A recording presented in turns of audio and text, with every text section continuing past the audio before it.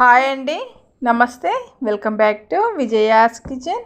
ఇవాల్టి మన వీడియోలో కిచెన్లోని మనకు కొన్ని పనులు ఇబ్బంది పడుతుంటాం కదండి.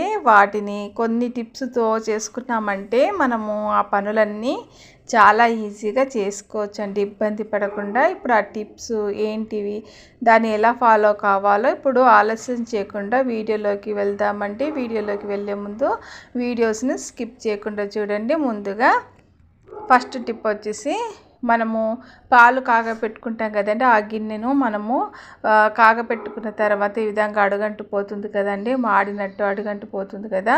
అలా అడుగంటకుండా ఉండాలంటే మనము పాలు కాగపెట్టే గిన్నెలకు డైరెక్ట్గా పాలను కాకుండా ఈ విధంగా పాలు కాచే ముందర ఆ గిన్నెలోకి కొద్దిగా వాటర్ని యాడ్ చేసిన తర్వాత ఈ విధంగా మళ్ళీ పాలను అనేది పోసుకోవాలండి.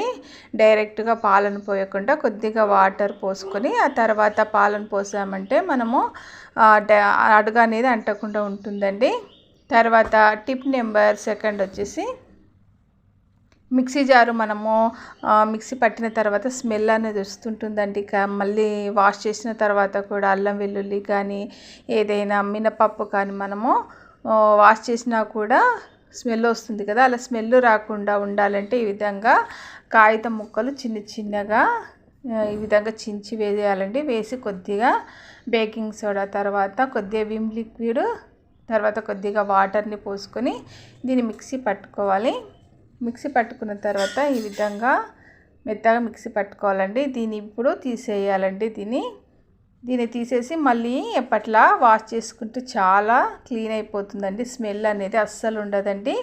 మీకు కూడా ఈ టిప్ నచ్చితే తప్పకుండా ట్రై చేయండి. తర్వాత టిప్ నెంబర్ 3 వచ్చేసి, ఎగ్స్ అనేటివి ఎండాకాలం అయితే అసలు చాలా త్వరగా ఖరాబ్ అవుతుంటాయి కదండి. అసలు ఫ్రిడ్జ్ పెట్టకపోతే అసలు చాలా త్వరగా కూడా ఖరాబ్ అవుతుంటాయి.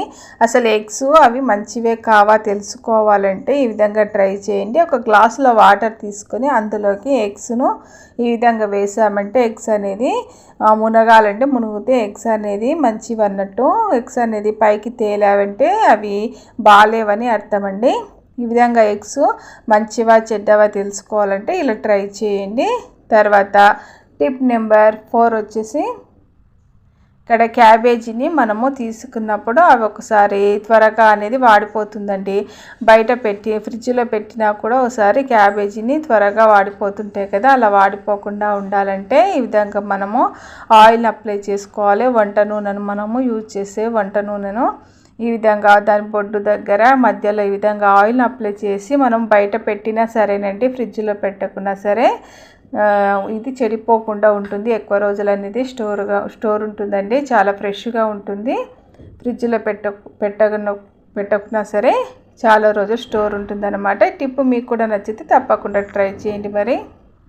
తర్వాత టిప్ నెంబర్ 5 వచ్చేసి, మనము కొత్త బియ్యం తీసుకుంటాం కదండి. ఆ బియ్యము మంచివా కావా అని తెలుసుకోవాలంటే ఇలా ట్రై చేయండి. ఒకసారి ఇందులోకి ప్లాస్టిక్ బియ్యం కూడా కలుస్తుంటాయండి.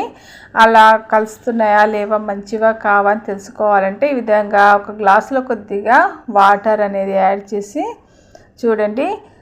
ఒకవేళ ప్లాస్టిక్ బియ్యం కానీ అవి కలిసినట్లయితే పైకి అనేది తేలుతాయండి. మంచి బియ్యం అయితే లోపలికి అడుగు బాగానే ఉండిపోతాయండి. ఈ విధంగా కొత్త బియ్యం తీసుకున్నప్పుడు ఈ విధంగా తెలుసుకోవాలంటే ఈ టిప్ను తప్పకుండా ట్రై చేయండి. తర్వాత టిప్ నెంబర్ 6 వచ్చేసి, ఇక్కడ షుగరు మనము వాడుతున్నప్పుడు ఒక చీమలు అనేది బాగా ఇబ్బంది పెడుతుంటాయి కదండి. చీమలు పట్టి ఎండాకాలం అయితే షుగర్లోకి చీమలన్నీ పట్టి మరి ఇబ్బంది పెడుతుంటాయి. అలా ఇబ్బంది పడకుండా ఉండాలంటే ఈ విధంగా షుగర్ డబ్బాలోకి 2-3 విధంగా బిర్యానీ ఆకుల్ని వేసి షుగర్ లోపలికి ఈ విధంగా పెట్టామంటే ఆ బిర్యానీ ఆకు స్మెల్కు చీమలు అనేది అస్సలు పట్టవండి. ఈ విధంగా షుగర్కి చీమలు పట్టేవాళ్ళు, ఇబ్బంది పడుతున్న వాళ్ళు ఈ విధంగా ట్రై చేయండి. అసలు షుగర్కి చీమలు పట్టవండి. ఈ టిప్పు మీకు కూడా యూజ్ అనిపిస్తే మరి మీరు కూడా తప్పకుండా ఈ టిప్ను ట్రై చేయండి. అలాగే ఏ టిప్ నచ్చింది అనేది నాకు కామెంట్ చేయండి. తర్వాత టిప్ నెంబర్ 7 వచ్చేసి మనము టమాటాలని ఒక్కసారి మిక్సీకి వేసినప్పుడు అవి మంచి కలర్ రావు కదండి. అవి కొద్ది కాయలైనా సరే పండ్లైనా సరే తీసుకుని మిక్సీ చేసినప్పుడు ఆ టమాటా రసం అనేది మంచి కలర్ రావాలంటే అందులోకి కొద్దిగా బీట్రూట్ ముక్క ఉంటుంది కదా, ఆ బీట్రూట్ ముక్కను కొద్దిగా అందులోకి వేసి మిక్సీ పట్టామంటే టమాటా రసం అనేది చాలా బాగా వస్తుందండి. చాలా కలర్ఫుల్గా వస్తుంది. ఈ విధంగా కాస్త కచ్చిగా టమాటాలు ఉన్నా సరే ఈ విధంగా బీట్రూట్ ముక్కను వేసి ఈ విధంగా మిక్సీ పట్టామంటే టమాటా రసం అనేది చాలా కలర్ఫుల్గా వస్తుందండి. ఈ టిప్ మీకు కూడా నచ్చినట్లయితే మీరు కూడా తప్పకుండా ట్రై చేయండి. టిప్ నెంబర్ 8 వచ్చేసి ఇక్కడ సన్న రవ్వను బొంబాయి రవ్వ అంటాం కదండి. ఆ రవ్వను మనము ఉప్మా చేసుకుంటాం కదా, ఉప్మా చేసుకునే ముందర మనము దీన్ని ఫ్రై చేస్తాం కదండి. ఉండలు కట్టకుండా ఉండాలంటే అలా మనము ఫ్రై చేయకుండా దీన్ని డైరెక్ట్గా చేయాలి అనుకుంటే మరుగుతున్న వాటర్ ఉంటాయి కదండి. ఈ విధంగా మరుగుతున్న వాటర్లో కొద్దిగా నార్మల్ వాటర్ అనేది కొద్దిగా పోయాలండి. ఈ విధంగా నార్మల్ వాటర్ కొద్దిగా పోసి మనము ఈ సన్న రవ్వని ఫ్రై చేయకున్నా సరేనండి డైరెక్ట్గా ఈ విధంగా వేసుకోవచ్చు. కొద్దిగా వేసుకుంటూ ఈ విధంగా కలుపుకోవాలి. ఈ విధంగా సన్న రవ్వని మనం ఫ్రై చేయకుండా డైరెక్ట్గా ఈ విధంగా ఉండలు కట్టకుండా చేయాలంటే మరుగుతున్న వాటర్లోకి కొద్దిగా నార్మల్ వాటర్ని పోసి తర్వాత రవ్వని మనము ఈ విధంగా డైరెక్ట్గా ఫ్రై చేయకుండా ఈ విధంగా కొద్దిగా వేస్తూ కలిపామంటే అసలు ఉండలు అనేది అస్సలు కట్టదండి. రవ్వను మనం ఫ్రై చేయని అవసరం లేదన్నమాట. మనము ఫ్రై చేసి ఎలా చేసుకుంటే ఎలా ఉంటుందో ఉప్మా అలాగే ఉంటుందండి. అస్సలు ఉండలు అనేది కట్టదు. ఈ విధంగా రవ్వను ఫ్రై చేయకుండా మనం ఉండలు కట్టకుండా చేసుకోవచ్చండి ఉప్మాను.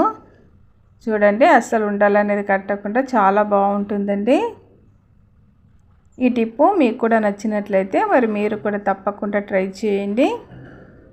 తర్వాత టిప్ నెంబర్ 9 వచ్చేసి ఇక్కడ స్టీల్ డబ్బాల్ని మనము ఒక్కోసారి తోమాలంటే ఇబ్బంది పడుతుంటాం కదండి. అలా స్టీల్ డబ్బాలు తోమలేనప్పుడు ఇబ్బంది ఎక్కువగా పడకుండా ఈజీగా మనం క్లీన్ చేసుకోవాలి అనుకుంటే ఈ టిప్ని యూజ్ చేయండి. దీనికి కొద్దిగా టూత్పేస్ట్ ఉంటుంది కదండి. ఆ టూత్పేస్ట్ని ఏ టూత్పేస్ట్ అయినా సరే ఆ టూత్పేస్ట్ని ఇలా కొద్దిగా స్టీల్ డబ్బాలకు అప్లై చేసి ఒక తడి గుడ్డతో ఈ విధంగా తూర్చారంటే అసలు తోమే పని లేకుండా చాలా ఈజీగా క్లీన్ అయిపోతాయండి. మనము ఏ విధంగా అయితే మామూలుగా స్క్రబ్బర్తో తోముకుంటామో అదే విధంగా చాలా ఈజీగా క్లీన్ అయిపోతాయండి.